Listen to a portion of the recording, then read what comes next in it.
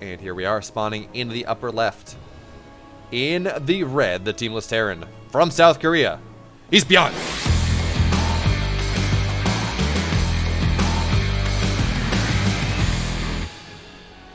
And his opponent in the bottom right, in the blue, for Dragon Phoenix Gaming, he's Rogue.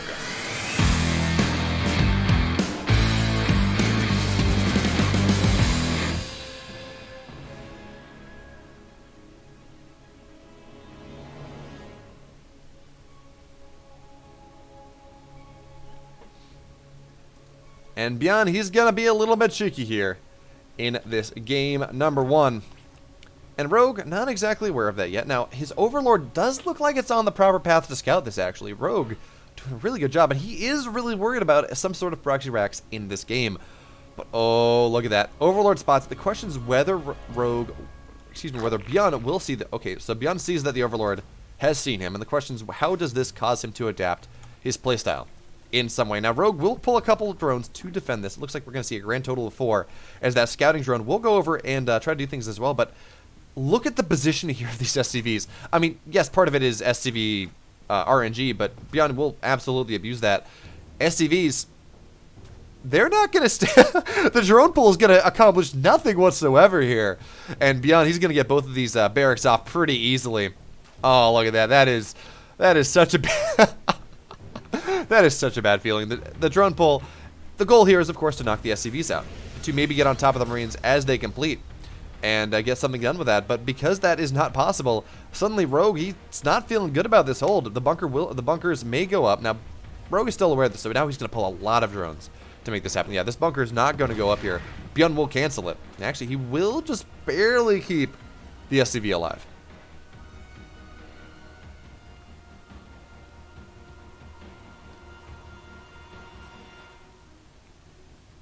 But now here comes the bunker once again, and this time there are 2 Marines, and they will be able to wedge themselves up around that in that choke point. And that, you know what, that being said, these bunkers are not within range. The backup bunker is not within range of the hatchery, excuse me. And now, oh, Rogue with the full pull here, he's going to be able to get on top of things. And yes, the barracks has been lifted, but this is just everything's going to go down. Rogue with just a really good hold of a strat that, for a while, everyone was saying, you know what, there's just not, this doesn't happen. In the words of Rainer, 2-3 racks is such a good strategy. I don't think I ever see it lose in pro tournaments. Now, that, of course, that did turn into a meme, but that was a relatively true statement, as it did feel like the 2-3 racks was just so difficult to hold. But Rogue, he's got a good hold here. He just pulls enough workers immediately, makes it so the bunkers don't get up, makes it so he's able, once he gets the Zerglings out, he's able to just track down all the army, and away we go. Now, much Zerglings, now they're on the other side of the map. The factory is not done, and that means that there are no Hellions from the high ground that are going to make much happen here. Queens are now out, so this Reaper is not going to get anything done here. Although it is only 1 queen, so maybe that's something that can happen. And actually, the Reaper will get a drone. Really nice macro there from BeoMulf. And the SCVs, they're not going to get a whole lot done here. Now, not with the repair, but that is money that BeoMulf has been forced to spend. Money that he doesn't want to spend, because he just wants to get his 3rd base up. He wants to get his economy up. He wants to maybe get some aggressive options up. And with all that lacking, well, he's not going to be all that happy. And now Rogue says, well, you know what? I held this. I took like 0 damage. I took literally 0 damage. So, Roach Warren, let's go. Let's hit you with a 34-odd worker Roach Ravager timing. But Rogue is getting a 3rd base behind this. So this is not like a really committed 2 base timing from the Dragon Phoenix Gaming Zerg. No. This is probably going to be a powerful Roach timing, because, I mean, realistically, what does BeoMulf have on the map right now? The answer is nothing. Answer is 2 Hellions and a Reaper. And that is not what you need to hold this whatsoever. So right now we're going to see some Roaches on the way. Whether these are defensive Roaches or whether they are aggressive Roaches, I would like to see Rogue just, like, hit the Roach button, hit a big Roach Ravager timing. Really just deny BeoMulf from ever getting his natural. But we're going to have to see what happens. We're going to have to see exactly what Rogue decides to go for here. But considering he is continuing to build Zerglings, continuing to build Roaches, I think that is exactly what he's going for as well. And it makes sense. I mean, BeoMulf, he doesn't have a lot of tech. He was not able to build any Marines for quite a while because, of course, his barracks were floating home. And he still does not have a natural. I mean, only just now is it getting taken. Only just now is that orbital excuse me, that orbital floating on down. And with that being the case, well, these Roaches that are going to come across the map. Zergling speed is now done, by the way, so the Hellions, they got to be a little bit careful. And now Roaches, Zerglings, they're running across the map, and Rogue will see this. He will see that, okay, there are Ravagers morphing, and there are Roaches running across the map. And ByeON says, you know what, these Hellions are not going to do that much to defend me anyways. Let's put them on into the natural. Let's see whether I can get some sort of damage here. And he will get a decent amount of workers. 6, 7 workers will go down. And that's going to be the extent of things, but that does mean that Rogue's a little more all in here. But now Rogue's going to get on top of these SCVs, get on top of the ramp here, and so much is going to go down. 4 SCVs already going down, and actually only 4 with the Liberator here and the tank on the high ground. This is not going to get nearly as much as Rogue would have liked. Not yet. But we may see some we may see something to get some high ground vision. Actually, yeah, so that's what I think we're going to see a bunch of Zerglings maybe run their way on into the high ground, try to get past this ramp. They will run up here, but we will see the wall go up, but that means the Bilds can go down on top of this tank, on top of the bunker, but no, ByeON, he's just going to hold this. Yeah, 8 workers will go down, but no, this is a solid hold from the teamless Terran.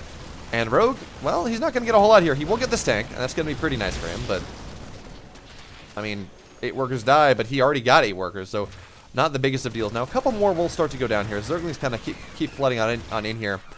And ByeON does need to get up a wall once again. If he gets even the idea of a wall, even a wall that's building, he's going to be A-okay. And there we go. He's lost 10 SCVs, but he's even on economy. He's even on worker count with his opponent. He has 2 bases. And Rogue, he went for this push, and I liked the idea of it. I just think ByeON held it really well. Although he will, well, he will salvage that bunker. Maybe that was a little bit early, a little bit preemptive, but no. ByeON's going to be okay. He reads this game pretty well, and now he's down 8 workers, 9 workers, 10 workers, 11 workers, but he's going to be A-okay. There's now we have combat shield on the way. No stim, so I'm interested. Very surprising that he's going combat shield before stim. But I guess if you're just trying to be defensive, you want your Marines to have a little bit more oomph to them, as now the Liberator will go siege up and get absolutely nothing done. With the 2 queens here, with the quick pull from Rogue, he's on top of things. So now we're just going to see this Liberator siege up behind the mineral line. Actually, not even have to siege, because there's nothing that will draw its aggro that far back.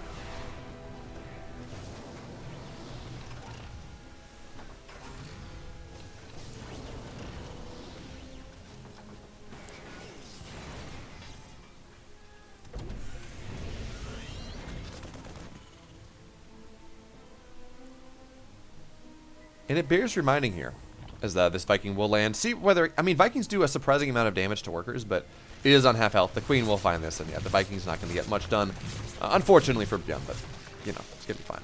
Nice Liberator siege, actually. It will deny mining for quite a bit, and that's a hard position for the Queens to really get on top of. But now ByeON, he's moving on into the 3rd base, and what do we have here from a defensive perspective? 2 Roaches, 3 Ravagers, and 12 Zerglings. I mean, that is an army that ByeON can beat, especially with combat shields coming on in, but more and more Roaches are on the way, so...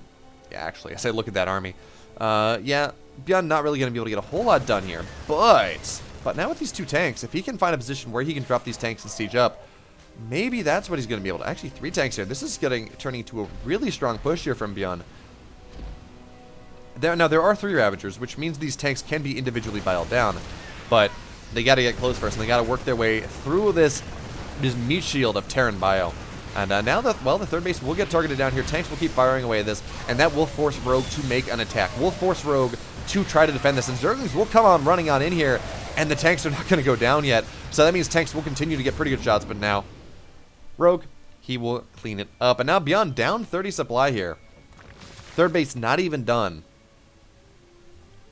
Rogue's got to be pretty happy with that.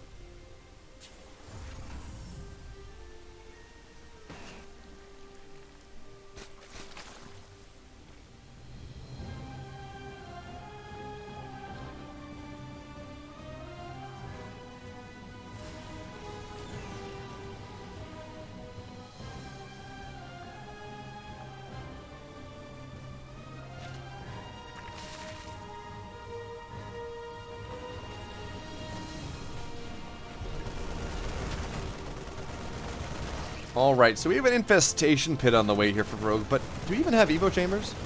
We do. Rogue just not using them yet. So ByeON will have a pretty nice 1-1, just an upgraded advantage for the rest of this game, as now Rogue's trying to take his 4th base, and he will lose 3 Overlords to this drop. And that is, well, okay, 2. As Rogue will be able to get his army in position now. But Infestation Pit on the way, no upgrades. And Roach-based forces, they time out really fast. Especially when you're down in upgrades. The moment where a Terran hits 2-2 against 2-2 Roaches, the Bio really is kind of hitting that power peak. And considering Rogue is not invested into an upgrades at all, that power peak's going to hit faster. 1-1 versus 0-0 Roaches is already going to be a problem because of just how much upgrades impact the strength of Terran Bio. But now we have a Hive on the way. And I wonder, is this going to be kind of for a Lurker style? We don't have a Hydra Den yet, I don't believe. Yeah, no Hydra Den yet. Is this just going to be for quick Infestors? Quick Vipers, actually, is the bigger deal. But I'm not really sure. Yeah, there we go. So now 1-1's on the way from Rogue. But 1-1 is starting as 1-1 is completing pretty much from BYUN here. And so this is pretty cool. This is Rogue playing the style that Dark has been piloting a good bit in several of his online tournaments. It actually did a lot of it in TSL and GSL Season 3, where you go Roach, you go Roach Ravager. I think Dark was getting upgrades faster, but again, this is a weird game. It was a 2 racks into a 33, 34 drone Roach Ravager all in that kind of got stuff done, but maybe not enough, just enough to equalize. And this is a pretty cool thing. So this is something that Dark has been doing, where you go 1-1 Roach because then you get Roach upgrade. You get ranged upgrades. And Lurkers are just so powerful with ranged upgrades, especially +3 upgrades. They just do so much damage. So now that is happening, we will see the Lurker Den go down. Maybe Rogue gets a couple Hydras. Probably not going to get Hydra upgrades for quite a bit because the goal here is just to get the really fast Lurkers, to get really fast Lurker upgrades. You don't really care about Hydra upgrades for the moment. Hydras are not really going to be part of your fighting force, as now the Roach Ravagers will show up outside of this third base, excuse me, of BYUN. And will be forced back. But again, this is a really cool style because it really takes advantage of the power of the not similar power peaks, but nice micro there from BYUN. We'll avoid the bile of the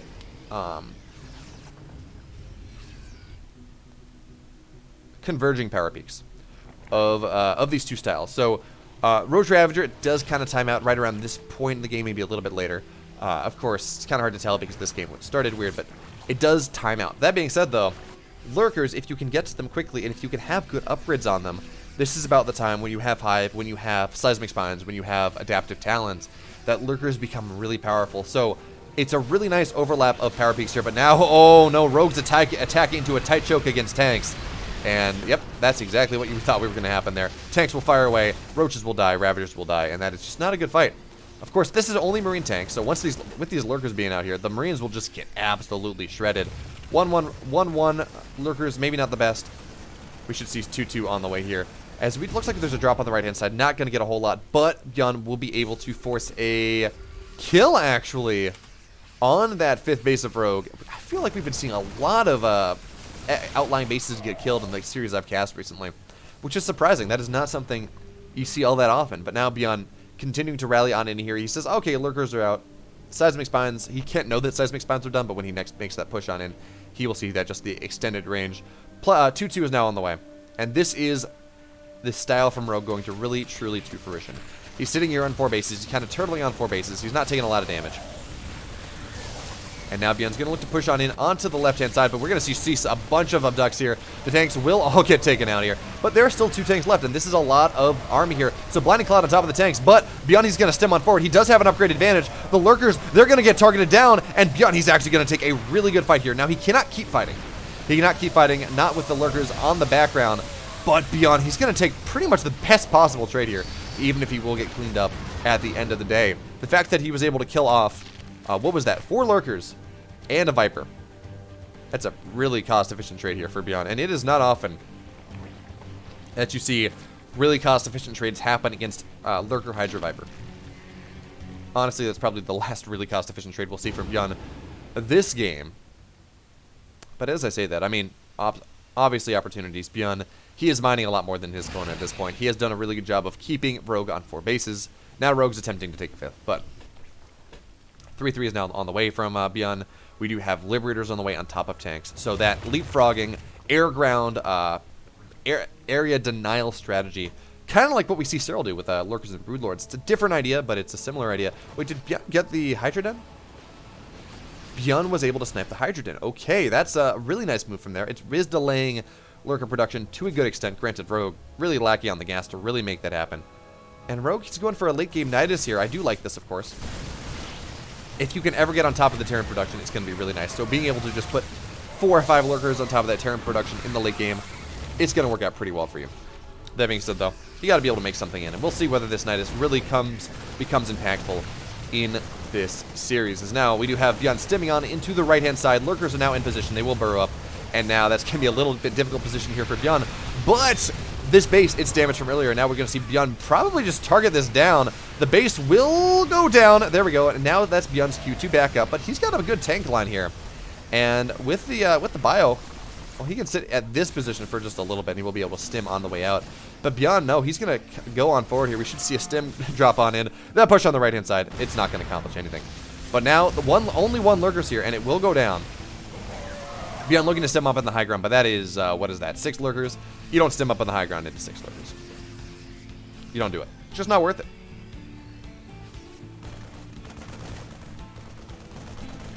Now BYUN, he's sitting on 4 bases. He has a 5th base on the way. 3-3 is closer to being done than not being done. And actually, so Viper's looking for a couple more abducts. Nice abduct, just gonna be on a tank on a medevac this time. The medevac will stay alive though.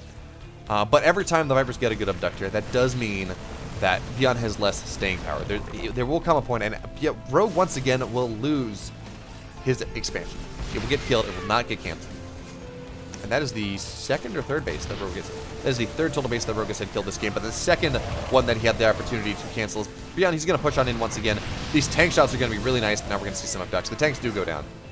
And BYUN, he will lose this foothold for the moment, but he has this foothold on the other side. And is that there's a Nidus coming on down in the main base here from Rogue, and we're going to see a lot of lurkers pile on in here, which means it's really difficult for, yeah, BYUN, he's going to stim on this. He's like, oh, wait a minute, oh no, this is not going to work for me, not at all. And BYUN will lose a lot of add-ons. He will even start to lose some of his production structures here. And that doesn't feel good. When the Zerg can camp your production like that, things get a little bit scary. A little bit scary indeed. But now, of course, we will see the scan. Tanks will stem away at some of this. But now, oh, BYUN, if he can get that Nidus, he'll be able to maroon so much of this army. The Nidus is going to start taking some damage, but there are enough lurkers there to defend. So more and more lurkers will go into the Nidus. We'll pop out of the Nidus. And this is a really... Oh, that army from BYUN, it's so clumped up.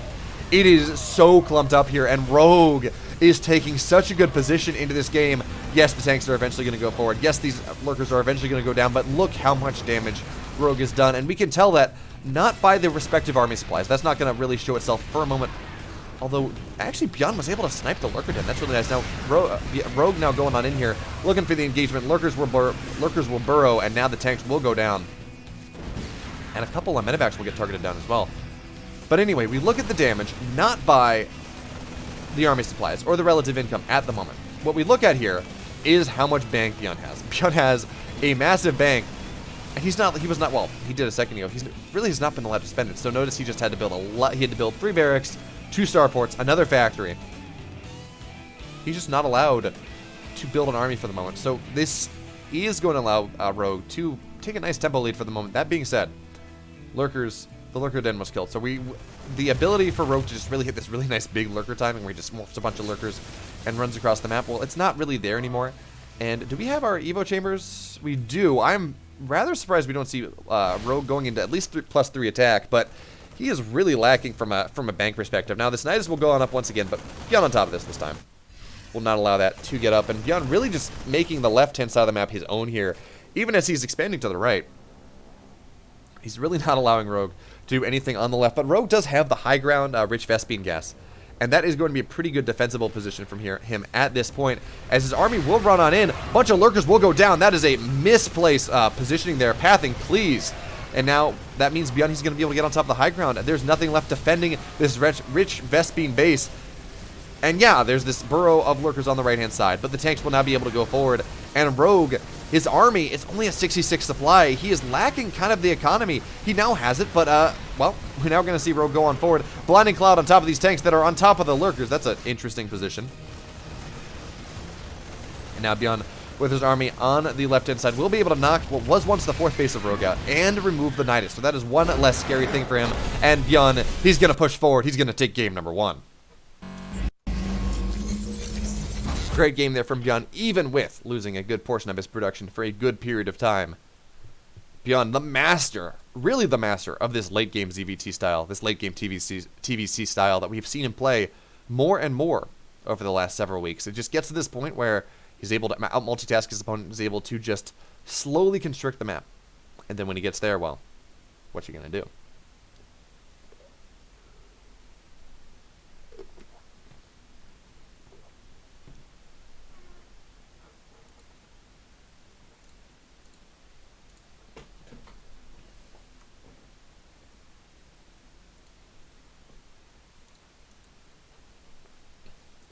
And now, well, we're going to get on into game number 2. It is on Oxide.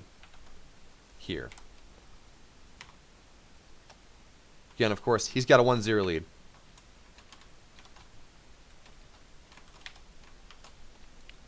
And let's get ourselves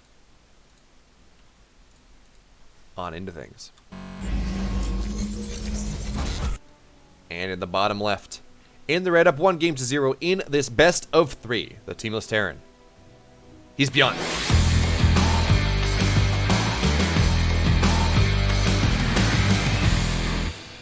And in the upper right, in the blue, representing Dragon Phoenix Gaming, he's Rogue.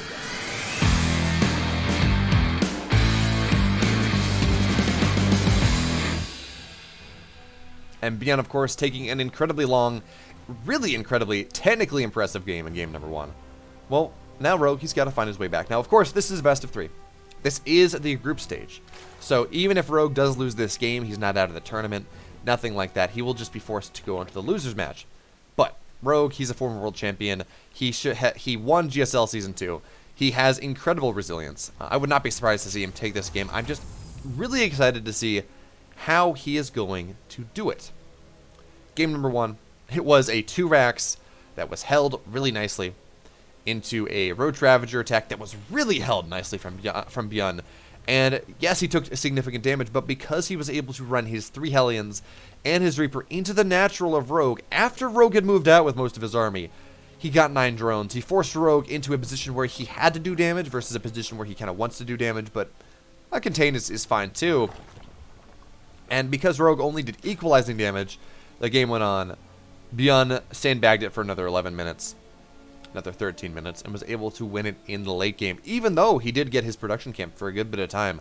So being able to deal with that production camp was actually really impressive. I would have hated to see what would have happened if those had been +3 lurkers. And because, I mean, we saw how quickly the rally died as ByeOn was trying to defend that. Imagine if that rally dies just like a second faster. Those lurkers, they don't get cleaned up nearly as easily, and maybe Rogue's able to just remove all the production from ByeOn's base instead of just, I think it was like 2 barracks and 2 starports. But now ByeOn here, he's not going for anything crazy. No proxies from either player. And we're going to go into maybe a bit more of a standard game. Now, it should be noted that I believe this map was ByeOn's map pick.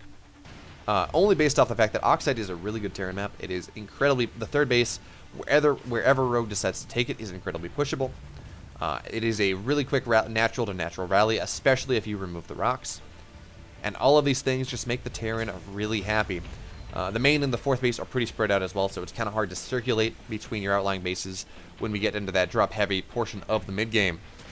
And all of these things do make ByeOn potentially happy for whatever he's going to do into this game. And ByeOn, of course, what's he known for? He's known for his multitasking. He's known for his micro. He's known for his incredible ability to just take the game over.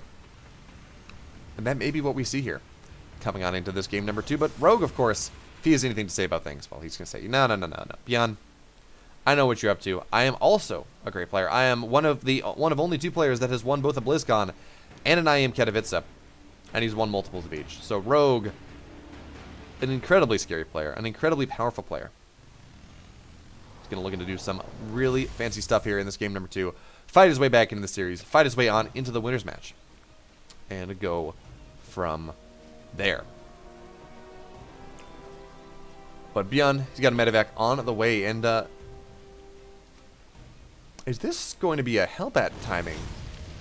This is a rather quick medevac coming on in here. It's a 1-1-1 from ByeOn. And the question really is, are we going to see a tech life here? This might just be a Hellion drop.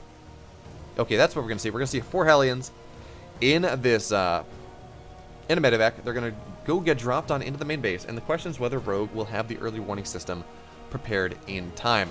Oh, I'm sorry. Oh, that's not going to be that. There are a bunch of Marines in that medevac. So that means an Overlord will get targeted down. The 4 Queens here, of course, they will be distracted by this. And that gives Rogue, or it gives BYUN license to go on into the third and run these 3 Hellions on in, see if you can get something done. But there's a Queen here. There are a couple Zerglings. The Hellions will not be successful, but now we have the drop going on into the main base here. A couple Zerglings, they're not going to do a whole lot against this drop. There's a medevac. Personal healer. Another Overlord will go down. So 2 Overlords have died at this point. But Rogue, he's not really in danger of getting supply blocked at this point. BYUN's not going to get that bounty. But he will, of course, get 200 minerals, 4 workers worth of money at this point in the game. And that's, by itself, that's a fairly decent prize.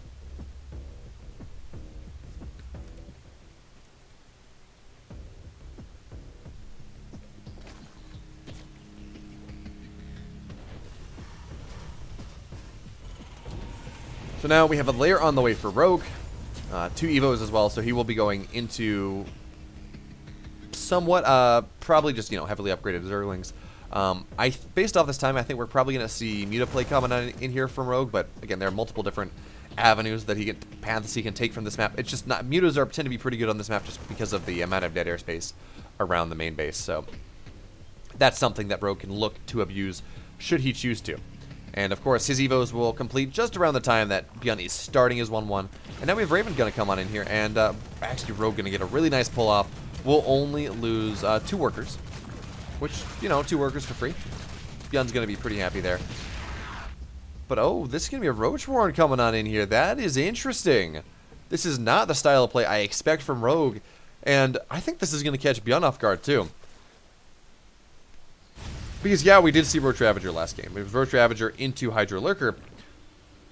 But that was a Roach Warren that went down early. That was visible Roaches coming on down at a realistic point, a reasonable point in the game. This is a Roach Warren that's finishing at 6 minutes. And that is absolutely going to catch BYUN off guard here. The question is whether BYUN will have the tech to deal with it. Now, he is going for tanks here. That is the strategy he's going for. But I do think when BYUN does scout this, eventually when he does see that the Roaches are on the way, he will want to go drop a second factory, go into double factory siege tank. Because that is just a really good way to deal with that. Rogue, though, he's going to have an incredibly powerful 1-1 speed Roach timing coming in here, and I'm not sure that BYUN's going to scout this. I mean, now BYUN's got the push coming out, which means that Rogue will have to showcase the fact that, yeah, he's got a lot of Roaches to be able to defend that push. So now we do have this push coming on in. Once again, we will see the auto turret go down, but Zerglings are on top of things, and, well, that auto turret will get nothing done here. And the Raven will get targeted down. Big mistake there from BYUN. And now Hellbat Marine timing coming on in here. Ravagers will get morphed to defend this, but there are plenty of Roaches here. And BYUN will see that, oh, hey, there's a lot of Roaches. Maybe I should start building some more tanks. And that is absolutely the case. But this is actually a really nice timing. 1-1 versus 0-0 for the next just about 30 seconds. There is one tank here already, so BYUN's going to stem on in. We'll target down 2 of these Queens immediately. And that's going to be really nice. But now, well, there's a lot of Roaches, and that is something that is difficult for BYUN to take this fight. And the Biles, they will not land, but now the Roaches, they're going to come on in forward. Speed is not quite done, but it does not matter. Now speed is done. And we're going to see the Soul Stroll walking across the map. Queens walking across the map. Speed Roaches preceding the advance. Actually, the Queens are going to walk backwards. But, for the moment, it was Soul Stroll. Now the Roaches sieging up on this left-hand side of this third base. This is just a really wide open position for these Roaches to attack on into. And now Rogue's doubling the army supply of his opponent. He has 1-1. This is the timing that Rogue was really looking for in this game, where he just really hits this really powerful 1-1 to 1-1 timing. Lots of Roaches, super tanky boys, Ravagers behind that are just going to look to bile down these tanks. Biles, of course, will force the Bio to biker backwards. And we notice Rogue here, he's not dropping all of his Biles at once, although maybe to kill that tank he will drop a couple more. He's dropping at like 1 or 2 Biles at a time that is forcing BYUN to continuously micro. And now Rogue, he's crushing on forward. BYUN's army is falling apart. BYUN forced to retreat back on into the main base. 20 workers have gone down. And Rogue, he's crushing on in here. He hit the timing, he hit his tech long enough. And the amount of time from BYUN realizing that this is a Roach timing into BYUN dying from the Roach timing is no time at all. Now, difficult for Rogue to get on into the main base here. That is a concave that you don't want to fight on into. So, Rogue will lose a lot, but he's up 50 army supply. He has killed 20 workers. He's over double the army supply of his opponent at this point. This third base is not allowed to land. And every time BYUN's going to look to go out here, he's going to be fighting into a concave of tons and tons and tons of roaches. Now, we do need to see some more ravagers come out from Rogue here so he can actually start to put pressure on this third base, force it to do more than just lift in place. But there we go. More ravagers on the way. Rogue spending the last of his gas. And he does have a fourth base behind this as he is droning up. He is realizing that maybe I'm not going to kill BYUN here, but I'm going to do crippling damage. And I do want to be able to progress into my tech behind this. I do want to be able to progress into the game behind this. I don't want to get stuck in that position where I've just been all-inning for so long that eventually BYUN hits 3-3 and it's just not good. But now Rogue, he's going to crush on in here. This tank will only get one volley off before falling down. And the biles will land on Rogue's own army. So maybe not the best thing there. But now BYUN, he's going to be forced to move his command center onto the right-hand side in the vague attempt that maybe he can take a third base. But now we have a drop coming on in from BYUN, and that is one thing that BYUN can do to maybe fight his way back into this game. Now Zerglings will find that, though, so now Rogue is aware that he has to run back, and this is one of... We talked about how the rush distance is really short on this map. Well, that's true for both sides, and when you're Rogue and you're sitting here at 200 supply of Roach Ravager, it's not all that hard for you to go and retreat home if you need to defend, and also attack. So now we will see these rocks get taken out as well, so we can get those really quick cycling motions here from Rogue to defend, to attack, to do all that. As now there are plenty of queens defending on in the main base from this drop from BYUN, and now Rogue is going to come on in. Notice the Zerglings, they're getting on top of these tanks, which means the tanks are not firing on top of the roaches. Not really. Biles are going to land. Only one tank's left. Roaches are now on top of things. 120 army supply to 60. And this third base from BYUN, once again, it will come under fire. Now BYUN, he's got this nice drop on the right-hand side. He will be able to start killing off some of the economy here, but that's not going to be enough. Rogue is going to get on top of this third base once again. It will be forced to be lifted. And BYUN, he's running out of what he needs to make the hold. Another tank goes down. 33 army supply to 107. And yes, BYUN, he's got 2-2. Rogue is only on 1-1 for the moment. That is a nice timing. That is, at the moment, pound for pound, BYUN's army is better. But Rogue, this is a 300-pound heavyweight. BYUN, he's fighting the welterweight category right now, based off his economy, based off just how much supply he has. And I don't care how good a welterweight is, he's going to struggle against the heavyweight world champion. So that is what we see happening here. Ravager's getting on top of this third base once again. Biles may actually just take the base out at this point. Yeah, the base is burning. The base, it's going to go down. It's not, and now it's getting repaired. Okay, and the Ravagers actually, they're going to get taken down as well, but the tank's going to go down. GG, Rogue is going to equalize the series, and we're going to game 3. What a game from Rogue there. Really good job hitting that timing, hiding his tech until the last moment. A Roach Warren finishing at 6 minutes in a ZVT, that is not something you see all that often.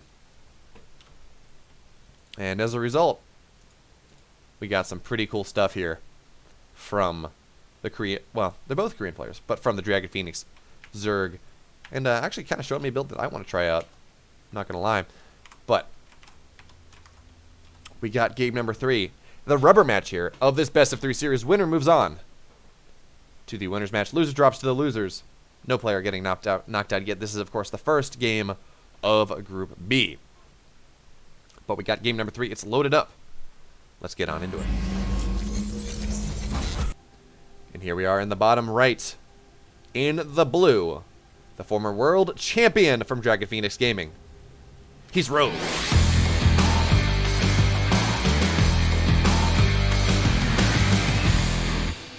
And in the upper left, in the red, the teamless Terran from South Korea, he's ByeoMulf.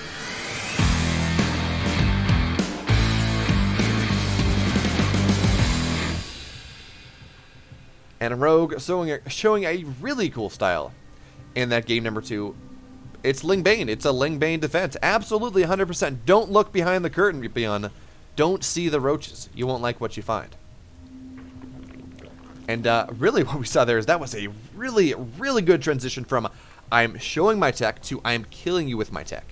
Because, yeah, ByeoMulf was able to hold on, and he was able to kind of effect a hold, but that first push from Rogue where he got 20 workers, where he just slapped the army from ByeoMulf into the Stone Age, really put him in a winning position in the game. It was not a I've won position, but it was an incredibly dominant position. And from then on, it was a game of can Rogue consolidate his advantage? Can Rogue finally do enough damage to ByeoMulf that ByeoMulf is forced to tap out? And that is what happened. But now, it's a new day. It's a new game. It's game number 3 coming on in here. No players going for anything super sneaky in this game, not yet at least. BYUN for the Reaper expand, Rogue 16, 18, 17. That most standard, that most common of Zerg openers, and that makes sense. This is Romanticide. Romanticide, of course, it is almost on the level of Death Aura in terms of how defensible of a map it is. It's pretty easy to take your third base. Fourth base, it's a little bit harder. But once you get those three bases, you're able to start really establishing yourself just a little. And going on from there. So it makes sense when we have these two players with these incredible macro chops. They're going to look to go into that. They're going to look to establish their three bases. And look at this. This is actually pretty cool from Rogue here. So Rogue is going to take his third base in the linear position instead of the triangular position. And in this case, that doesn't really save him from high ground, low ground drops. So that's one of the reasons why he might consider this.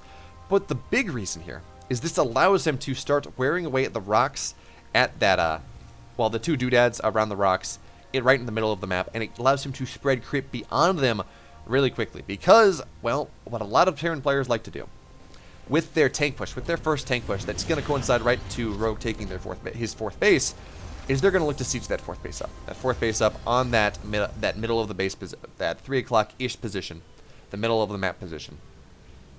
They're going to look to siege their tank up behind the doodads and then go from there. But if Rogue can go and he can spread his creep really far because he takes that third base in that more exposed position, he's going to be in a really good position to hold that initial push. So that is the logic behind why Rogue is doing that. I really like that. It's something we've only just now started to see Zerg players do on this map. And you know what? This is kind of like what we saw on a couple other maps. I believe Daybreak was one of them where... I want to say it was Daybreak, where you had the more advanced Rich Vespine base that you saw players like a Laser really take as their third a good bit. Because, yes, it was more exposed. It was closer to the Terran base. But on the flip side, it allowed them to get some really good creep spread and defend that push against what would be their fourth base anyways. And that's the similar notion here. And it's kind of funny as we see how players play on the map evolve.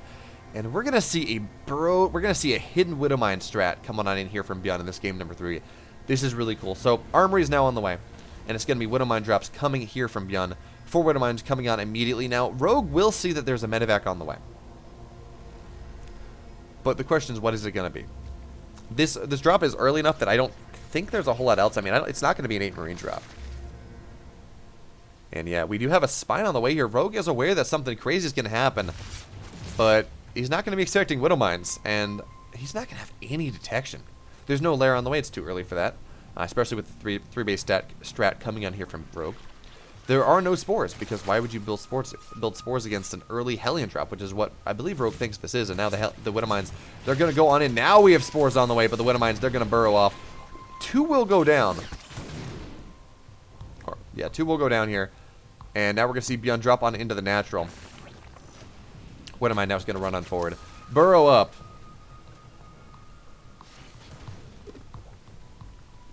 Only 2 workers die. But this is forcing spores. This has forced a spine. Although I believe Rogue actually did cancel that. And, well, BYUN really not going to get quite as much as he would like done with this, but still a pretty cool strat. And not all that expensive. I mean, he's going to get the armory anyways. It will allow him... Does he have Hellions on the map? So he's 6 Hellions, so this will allow a pretty tasty Hellbat drop coming on in later after that. But you got to remember, of course, that's a really low medevac. So that is a ballsy Hellion drop coming on in here. But I guess, of course, with Hellions like that, you just kind of drop on the edge of the base and move on from there. So not quite as ballsy as it looks.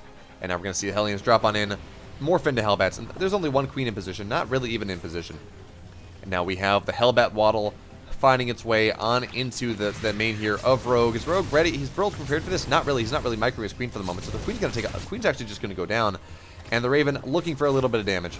Will not be able to get what it wants. And now the Hellbats, they're finding their way on into the main base here. And the drones, they're all clumped up. They're looking to see whether BYUN will be able to find them. They will not be able to do so. And now the Hellbats, they will be forced back. 4 Queens versus 4 Hellbats. Well, we kind of know how that one goes.